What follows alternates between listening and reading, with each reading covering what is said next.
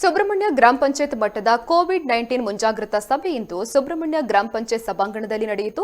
ಸುಬ್ರಹ್ಮಣ್ಯ ಗ್ರಾಮದ ಸಾರ್ವಜನಿಕರ ಆರೋಗ್ಯ ಕಾಪಾಡಿಕೊಳ್ಳುವ ವಿಚಾರದ ಬಗ್ಗೆ ಸಭೆಯಲ್ಲಿ ಸಲಹೆ ಸೂಚನೆಗಳನ್ನು ನೀಡಿದರು. ಬಳಿಕ ಮಾತನಾಡಿದ ಕಡಬ ತಾಲೂಕು ಕಂದಾಯ ನಿರೀಕ್ಷಕರಾದ ಅವಿನ್ ರಂಗತಮಲೆ ಅವರು, ಸರ್ಕಾರದ ಆದೇಶಗಳನ್ನು ಎಲ್ಲರೂ ಕಡ್ಡಾಯವಾಗಿ ಪಾಲಿಸಬೇಕು. ಆದೇಶಗಳನ್ನು ಉಲ್ಲಂಘನೆ ಮಾಡಿದರೆ ಮುಂದೆ ಕಾನೂನು ಕ್ರಮ ಕೈಗೊಳ್ಳಲಾಗುತ್ತೆ ಎಂದು ತಿಳಿಸಿದರು. ಇನ್ನು ನಾಳೆ ನಡೆಯುವ ಕುಲ್ಕುಂದ ಬಸವೇಶ್ವರ ದೇವಸ್ಥಾನ ಜಾತ್ರೆಗೆ ಜನಸಂದಣಿ ಸೇರದಂತೆ ದೇವಸ್ಥಾನದ ಆಡಳಿತ ಮಂಡಳಿಗೆ ಸೂಚನೆಯನ್ನ ನೀಡಿದ್ರು. ಈ ಸಂದರ್ಭದಲ್ಲಿ ಸುಬ್ರಹ್ಮಣ್ಯ ಗ್ರಾಮ ಪಂಚಾಯತ್ನ ಅಧ್ಯಕ್ಷರಾದ ಲಲಿತಾ ಜಿ ಗುಂಡಡ್ಕ, ಸುಬ್ರಹ್ಮಣ್ಯ ಪೊಲೀಸ್ ಠಾಣಾಧಿಕಾರಿ ಓಮನ, ಸುಬ್ರಹ್ಮಣ್ಯ ಗ್ರಾಮ ಪಂಚಾಯತ್ನ ಅಭಿವೃದ್ಧಿ ಅಧಿಕಾರಿ ಮುತ್ತಪ್ಪ, ಸುಬ್ರಹ್ಮಣ್ಯ ದೇವಸ್ಥಾನದ ವ್ಯವಸ್ಥಾಪನಾ ಸಮಿತಿ ಸದಸ್ಯರಾದ ಶೋಭಾ ಗಿರಿಧರ್, ಸುಬ್ರಹ್ಮಣ್ಯದ ಹಿರಿಯ ಆರೋಗ್ಯ ನಿರೀಕ್ಷಕರಾದ ಬಸವರಾಜ್ ಹಾಗೂ ಅನೇಕರು ಉಪಸ್ಥಿತರಿದ್ದರು. ನಾವು ವ್ಯಾಪಕವಾಗಿ ಪ್ರಚಾರವನ್ನೇ ಕೊಡಬೇಕು. ನಾವು ಈ ಹಿಂದೆ ಆಮಂತ್ರಣ ಪತ್ರಗಳಲ್ಲಿ ನೋಡಿ ಕೊಟ್ಟಿರ್ಬೋದು. ಆದ್ರೆ ಅದರ ನಂತರ ಈ ಆದೇಶ ಬಂದಾಗ ನಾವು ಈ ಪೂರ್ವವಾಗಿ ಇವತ್ತು ಅಂದ್ರೆ ಒಂದು ಅನೌನ್ಸ್ ಮಾಡಿಕೊಂಡು ನಮ್ಮ ಈ ಗ್ರೂಪ್ಗಳಿದ್ರೆ ಅದನ್ನೊಂದು ಅನೌನ್ಸ್ ಮಾಡಿದ್ರೆ, ಪ್ರಚಾರ ಮಾಡಿದ್ರೆ ಜನ ಬರುವಂಥದ್ದು ಕಡಿಮೆ ಆಗತ್ತೆ, ಅಂದ್ರೆ ಬರುವುದಿಲ್ಲ. ಅದಕ್ಕೆ ರಕ್ಷಣೆ. ಯಾಕಂದ್ರೆ ಇದು ದಿನಾಂಕ 23/3/2009 ಕೋವಿಡ್-19 ಸೋಂಕು ನಿಯಂತ್ರಣಕ್ಕೆ ಸಂಬಂಧಿಸಿದಂತೆ ಮಾರ್ಗಸೂಚಿಗಳನ್ನು ಹೊರಡಿಸಿರುತ್ತದೆ. ಅದರಂತೆ ದಿನಾಂಕ 30/4/2021 ಈ ಒಂದು ಸೂಚನೆ ಜಾರಿಯಲ್ಲಿರುತ್ತದೆ ಅಂತ ಹೇಳ್ತಾ, ಅದರನ್ವಯ ರಾಜ್ಯ ಸರ್ಕಾರವು ಆದೇಶ ಸಂಖ್ಯೆ 158ರ ಪ್ರಕಾರ ಹಾಗೂ ನಿರ್ವಹಣೆ ಕ್ರಮಗಳಿಗೆ ಸಂಬಂಧಿಸಿದಂತೆ ಮಾರ್ಗಸೂಚಿಗಳನ್ನು ಹೊರಡಿಸಿದ್ದು ದಿನಾಂಕ 30/4/2021 ಜಾರಿಯಲ್ಲಿರುತ್ತದೆ.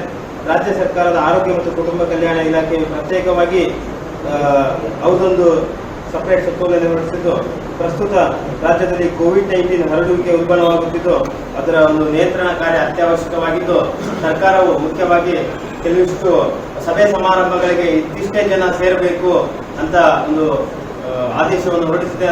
ಈ ದಿವಸ ನಾವು ಇಲ್ಲಿ ಕರ್ನಾಟಕ ಮುಖ್ಯ ಕಾರ್ಯದರ್ಶಿ ಹಾಗೂ ಕರ್ನಾಟಕ ರಾಜ್ಯ ವಿಪತ್ತು ನಿರ್ವಹಣಾ ಪ್ರಾಧಿಕಾರದ ರಾಜ್ಯ ಕಾರ್ಯಕಾರಿ ಸಮಿತಿಯ ಅಧ್ಯಕ್ಷರಾದಂಥ ಟಿ.ಕೆ. ರವಿಕುಮಾರ್ ಸರ್ ಅವರ ಒಂದು ಆದೇಶದಂತೆ, ಸರ್ಕಾರದ ಒಂದು ಆದೇಶದಂತೆ ಈ ದಿವಸ ಇಲ್ಲಿ ನಾಳೆ ಕುಲ್ಕುಂದ ಜಾತ್ರೆ ನಡೆಯುವಂತಹ ವಿಚಾರದಲ್ಲಿ ಪೂರ್ವವಾಗಿ ಕಾರ್ಯನಿರ್ವಹಿಸಿದ್ದೇವೆ. ಏನು ಸರ್ಕಾರದ ಆದೇಶದಲ್ಲಿ ಧಾರ್ಮಿಕ ಕಾರ್ಯಕ್ರಮಗಳನ್ನು ನಿಷೇಧ ಮಾಡಿಸಿರುವ ಬಗ್ಗೆ ನಾವು ಸೇರಿದಂಥ ಎಲ್ಲ ಮತ್ತು ಧಾರ್ಮಿಕ ಮುಖಂಡರುಗಳಿಗೂ ಎಲ್ಲ ವಿಚಾರಗಳನ್ನು ನಾವು ತಿಳಿಸಿದ್ದೇವೆ. ಆದ ಕಾರಣಕ್ಕಾಗಿ ನಾಳೆ ಏನು ಕುಲ್ಕುಂದ ಜಾತ್ರೆ ನಡೆಯುವಂಥದ್ದು ಅವರ ದೇವಸ್ಥಾನದೊಳಗೆ ಅರ್ಚಕರು ಇದ್ದು ಅವರ ಕಮಿಟಿಯಲ್ಲಿದ್ದು ಮಾತ್ರ ಮಾಡಿಕೊಳ್ಳುವಂಥದ್ದು ಅವರು ಒಪ್ಪಿಕೊಂಡಿದ್ದಾರೆ.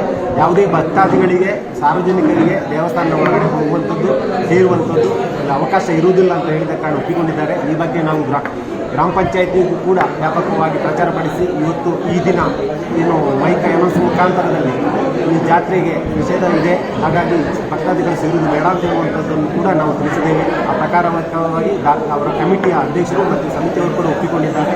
ಸರ್ಕಾರದ ಯಾವುದೇ ಆದೇಶಗಳನ್ನು ನಾವು ಪಾಲಿಸ್ತೇವೆ ಅಂತ ಹೇಳುವಂಥದ್ದನ್ನು ಇಲ್ಲಿ ಸಭೆಯಲ್ಲಿ ನಿರ್ಣಯ ಆಗಿದೆ. ಅದೇ ರೀತಿ ಏನು ಮುಂದಿನ ಸರ್ಕಾರದ ಆದೇಶದಂತೆ ಮದುವೆ ಕಾರ್ಯಕ್ರಮಗಳಲ್ಲಿ 200 ಜನರುಗಳಿಂದ ಮೀರದಂತೆ ಮತ್ತು ಕಲ್ಯಾಣ ಮಂಟಪಗಳಲ್ಲಿ 100 ಜನರಿಗಿಂತ ಜಾಸ್ತಿ ಮೀರದಂತೆ ಅಂತ ಹೇಳುವಂಥ ಒಂದು ಆದೇಶವನ್ನು ಕೂಡ ಈ ಸಭೆಯಲ್ಲಿ ನಾವು ಮನವರಿಕೆ ಮಾಡಿದ್ದೇವೆ.